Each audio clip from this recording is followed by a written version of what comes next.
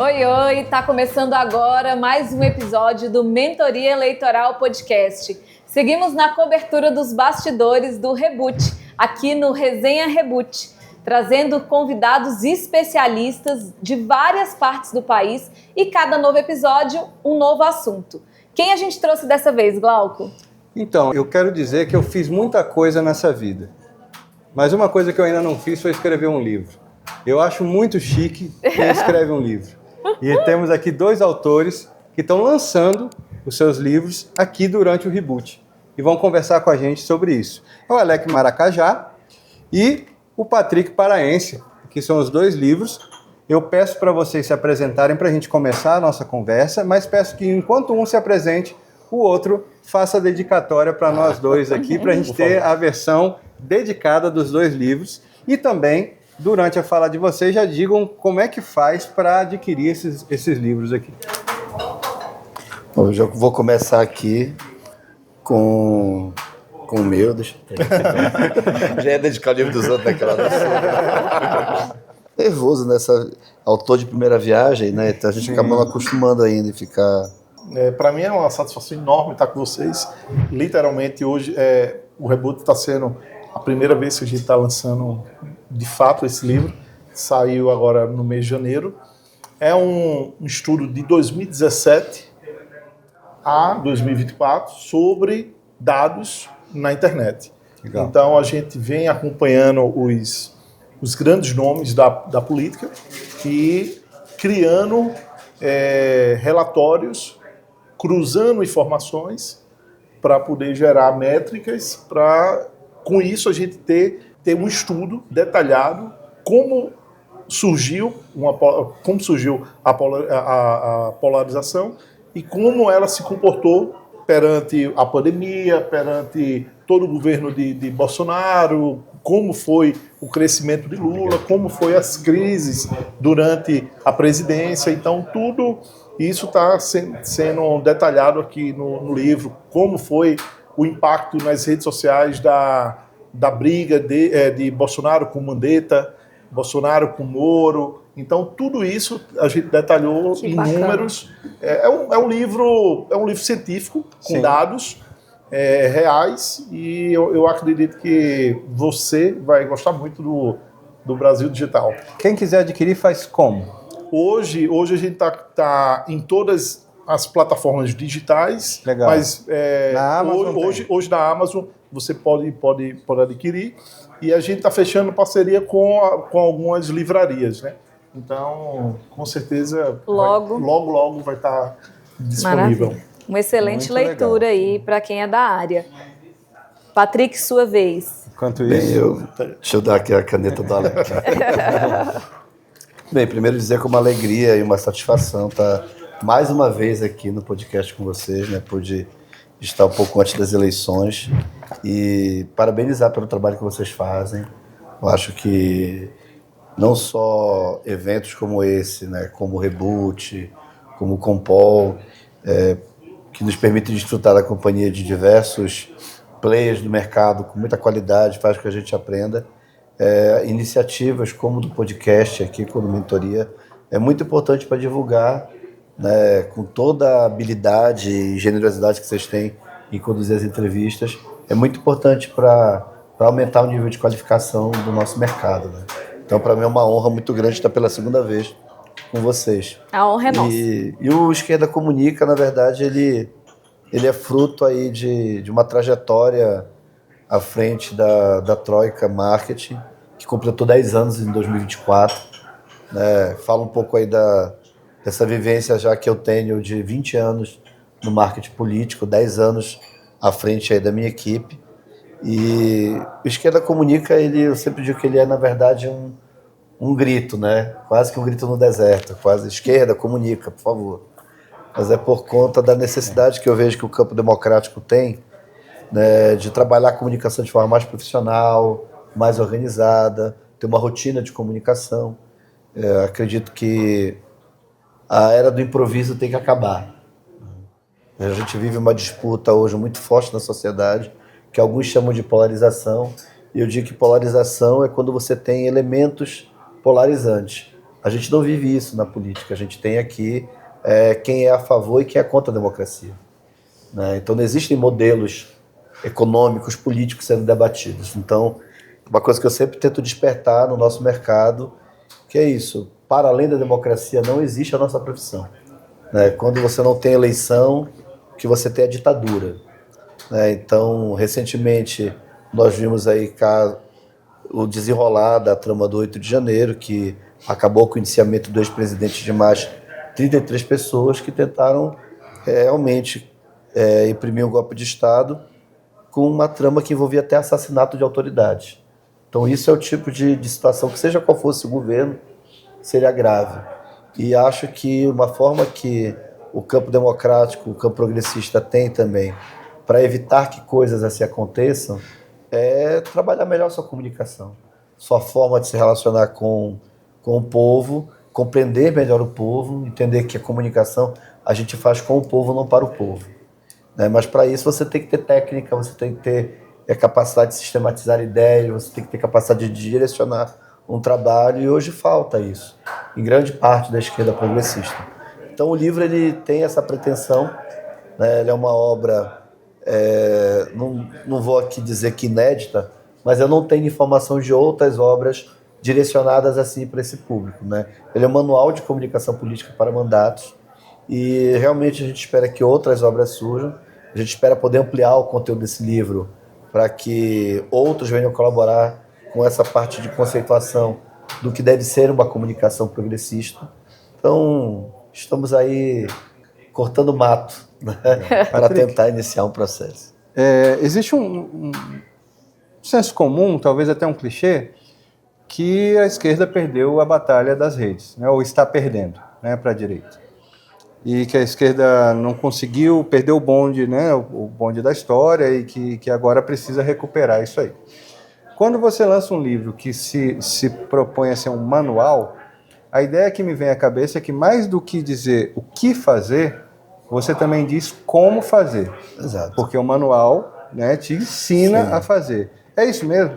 É isso mesmo. Assim, o livro, como eu falo, ele é um livro bastante básico, de primeiros passos mesmo, para tentar fazer com que a esquerda desenvolva a capacidade de sistematizar essas ideias. Então, eu realmente tenho a certeza absoluta que ele é um livro que tem que passar por um processo de evolução, com outras pessoas se envolvendo na formulação dele, né? Mas eu acho que ele é o pontapé inicial, para que a gente pelo menos reconheça, passando aqui do nosso lado, o grande Emerson Saraiva, o mago do nosso mercado. E a gente precisa, na verdade, aqui no campo progressista, profissionalizar, né?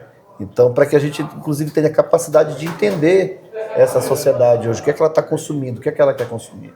Eu não acho que se perdeu a batalha, né?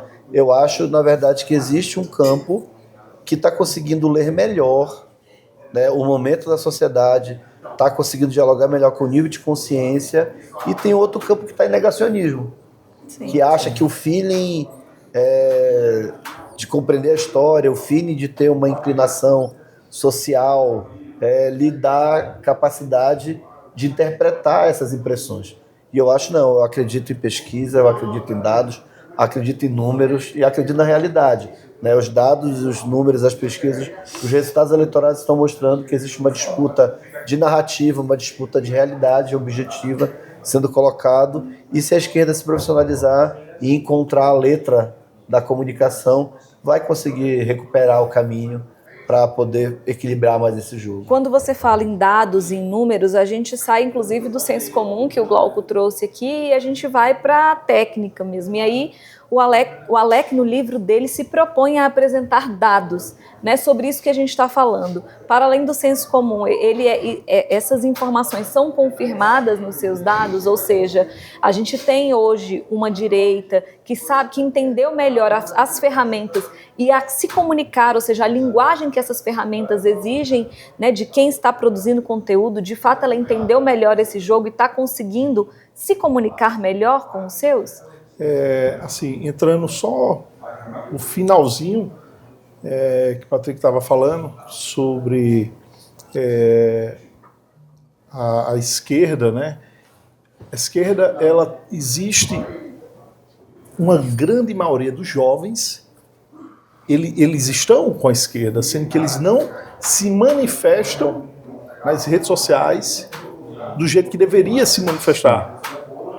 Aí, de repente, eu acho que fica faltando a Linguagem? motivação. O estímulo, né? O estímulo é exatamente o que eu estava falando. A esquerda entender e vestir a camisa. Pronto, é aquela história. Pô, eu vou vestir a camisa, e a esquerda tem a militância dela muito forte nos jovens. Hoje, desde 2017, esse movimento da direita, né, do conservadorismo no Brasil, ele ganhou um peso muito grande nas redes sociais. Mas ganhou aonde? Não só foi nos jovens, foi na tia do WhatsApp, foi nos grupos de futebol, no grupo da escola, da universidade, da igreja. Então, criou a direita, ela usou algumas técnicas de marketing que puxou muito para ela. Então, puxou a história da bandeira do Brasil, como exemplo. Pô, eu sou brasileiro. Pô, todos nós somos brasileiros. Sim. Todos nós somos brasileiros. Faz um tempo que eu uso uma camisa do Brasil, viu? Seja direita, seja direita ou esquerda, mas todos nós somos brasileiros. E o que tem de pessoas do lado da esquerda que realmente não quer mais usar a camisa do Brasil, é demais, pô. Isso é traumático. Eu sou um. Agora, Alex, Pois é. dentro desse recorte traumático que você traz, e dramático, né, eu vou além. Famílias se dissolveram. Né, uma coisa que o Brasil tem uma paixão pelo futebol, e nem o futebol, né, Tinha sido capaz. fissurava amizades, fissurava famílias. Exatamente. Né? Eu, por exemplo, torço pelo melhor time brasileiro, que é o Internacional, e respeito meu amigo que torce pelo Remo. E mesmo Que é o melhor time do mundo. E mesmo Não tem assim, problema. somos amigos. Você tá Não vamos aqui, brigar né? por causa disso. Eu não vou falar do meu Vasco. Até porque eu sou flamenguista, né? aí o negócio, o papo ia ficar. Mas o bom é isso, que a gente conversa sobre futebol Sim. sem problema nenhum. A gente respeita, a gente Não, porque não tem nenhum bicolor aqui. Assim, Mas a gente brinca, mas esse tipo de brincadeira lá fora, porque a gente tá nas câmeras, a gente não é todo um cuidado que a gente está tendo para conversar aqui.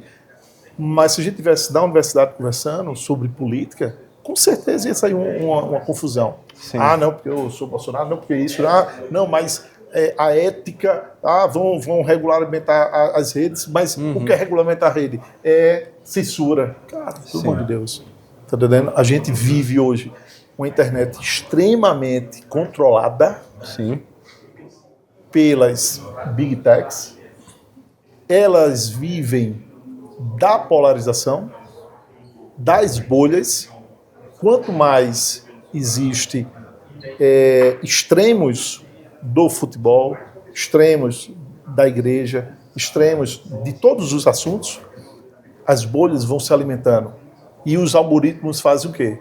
Entrega para as bolhas o que eles querem. Aquilo que eles querem. Por isso que a polarização no Brasil é algo ainda...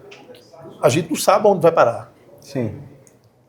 A nossa preocupação, eu represento uma entidade de... Eu quero te provocar, Alex. Você que estudou com profundidade a polarização.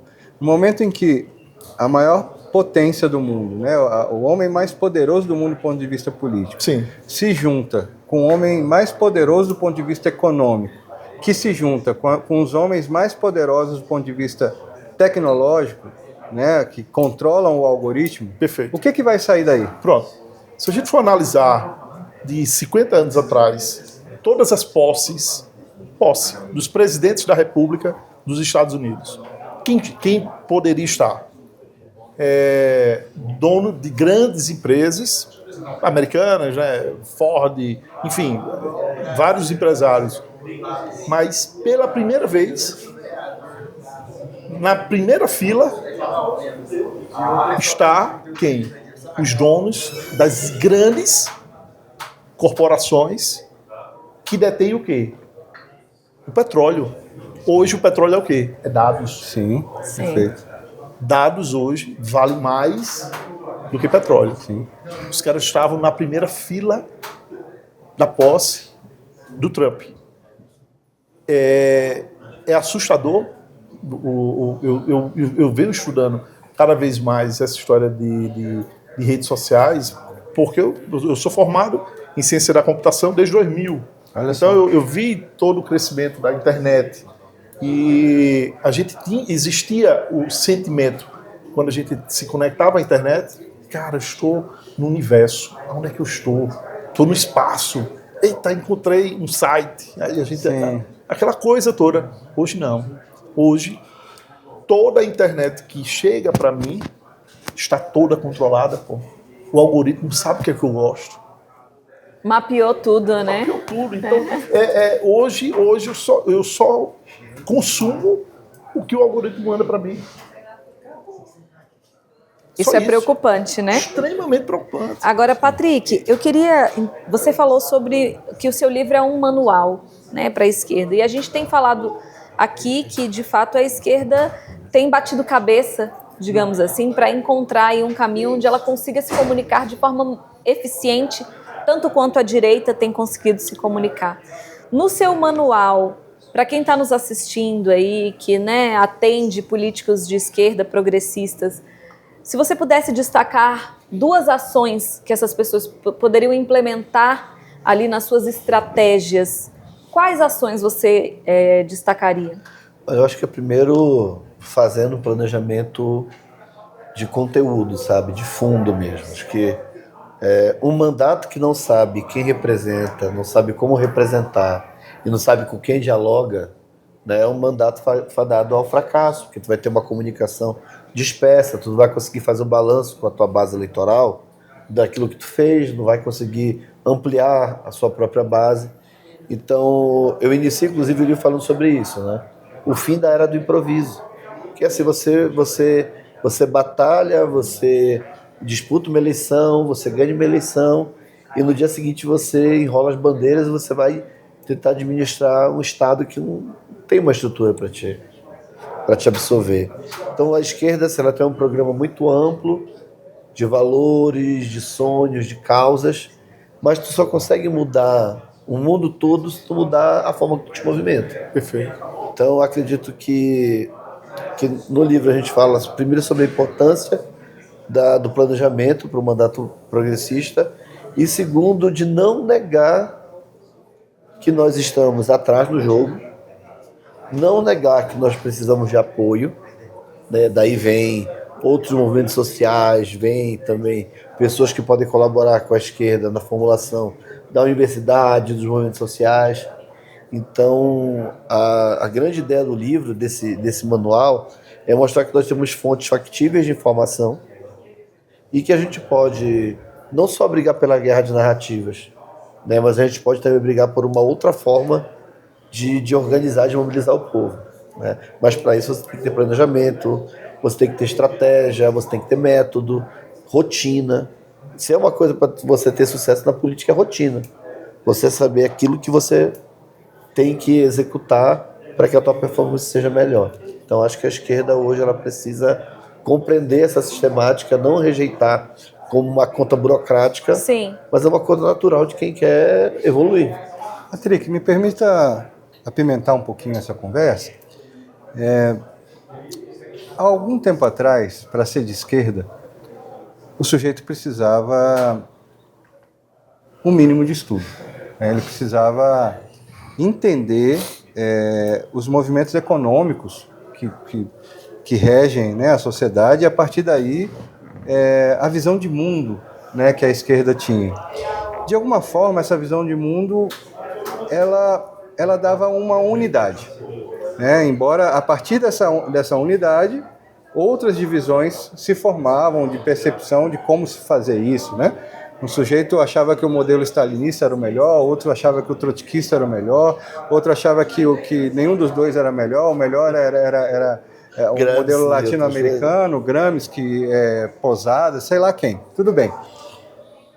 Mas, pelo menos, o ponto de partida era o mesmo, né?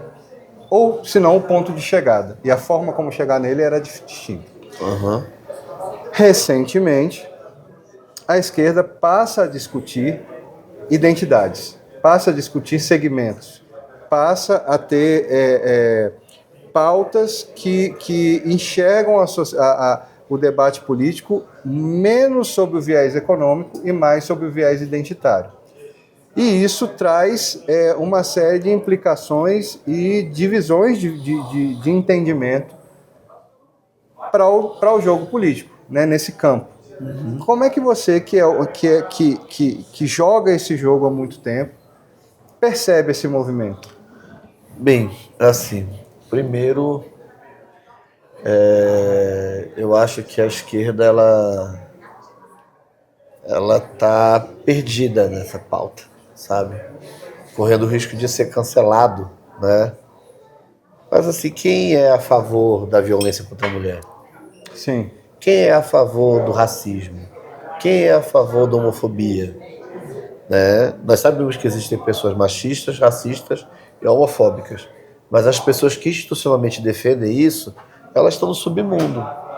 Então, acho que a pauta identitária ela é muito importante enquanto programa político para que oriente ações políticas de Estado, mas ela não pode ser o fim em si. Sim. Porque se a gente coletivamente trabalha pelo elevar da consciência da classe trabalhadora, se a gente trabalhar pela inclusão, essas pautas são universalizantes. Independente se é um partido de esquerda ou de direita, o que eu quero é que o combate a todas as formas de opressão seja pauta do Estado brasileiro. Que o Estado brasileiro seja contra a homofobia, que o Estado brasileiro seja contra o racismo, que o Estado brasileiro combata o machismo.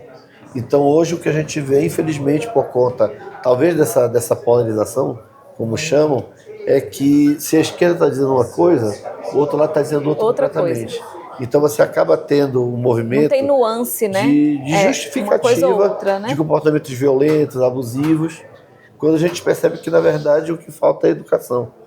Sim. Então, eu acredito que a pauta identitária hoje ela é importante para a esquerda, mas ela, a médio e longo prazo, vai representar uma diminuição do espaço que hoje a esquerda ocupa.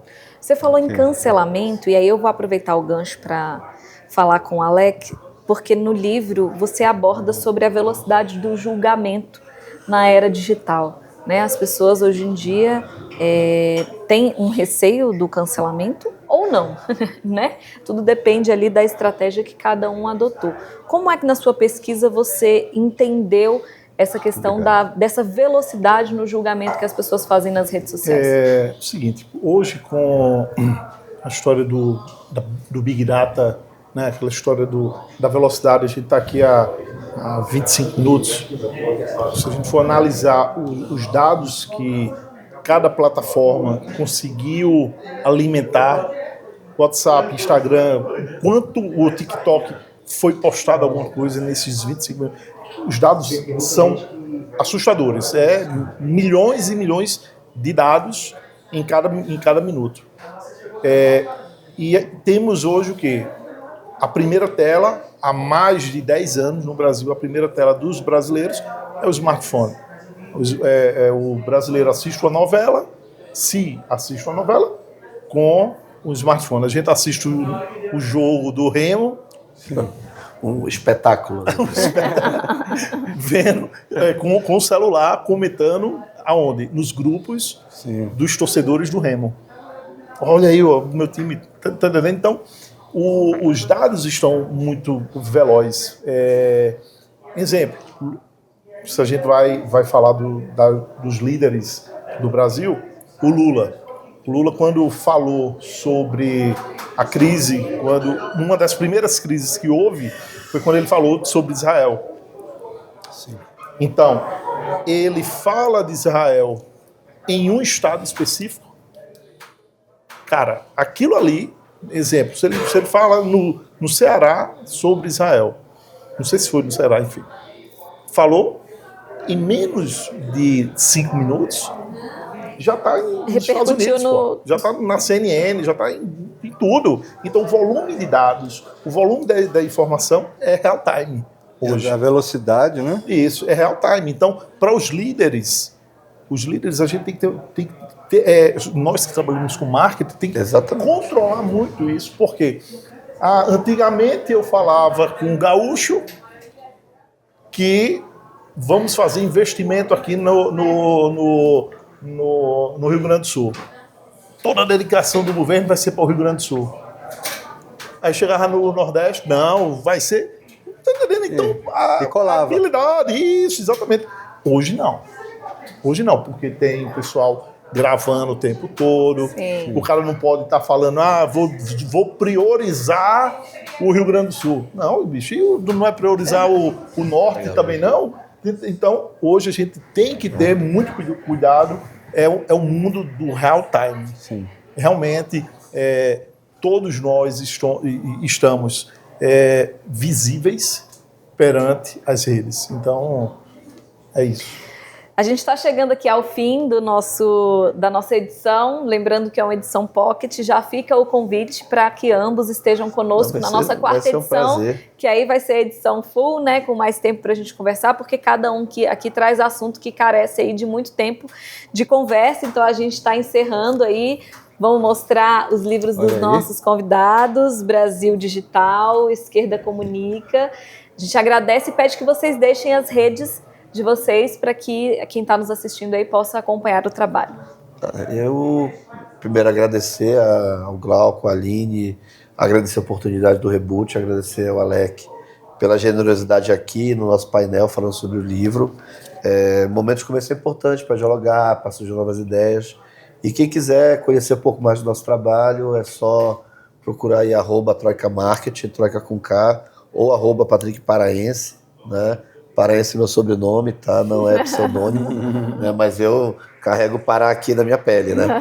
E eu fico muito contente, né, da oportunidade de estar divulgando o livro. E lá na rede da Troika vocês vão ter informações. Mas a gente está nas plataformas digitais para venda do livro e espero realmente que ele seja útil para quem está trabalhando com comunicação política, possa ser um instrumento para auxiliar as pessoas. Certamente. Eu deixo aqui o meu @, que é o Alec Maracajá. Lá a gente faz muitos estudos e sempre está colocando lá. Então vai ser um prazer estar com vocês estar acompanhando e sugerir também ideias. Então para mim está sendo maravilhoso conhecer Patrick, muito bom. E assim, é desafiador para nós essa história de livro, a gente estava conversando, e a gente quer que vários amigos aqui tenham também esse desejo e essa oportunidade de desenvolver seu livro e correr atrás. Quem sabe aí, Glauco, você começa a realizar esse seu desejo que está incutido em você. Então, gratidão para quem nos acompanhou até agora. Lembrando que o nosso @ é Mentoria Eleitoral. Não esquece de ativar as notificações para você ser informado do nosso episódio a cada 15 dias. Um episódio novo está no ar. Até o próximo. Tchau, tchau.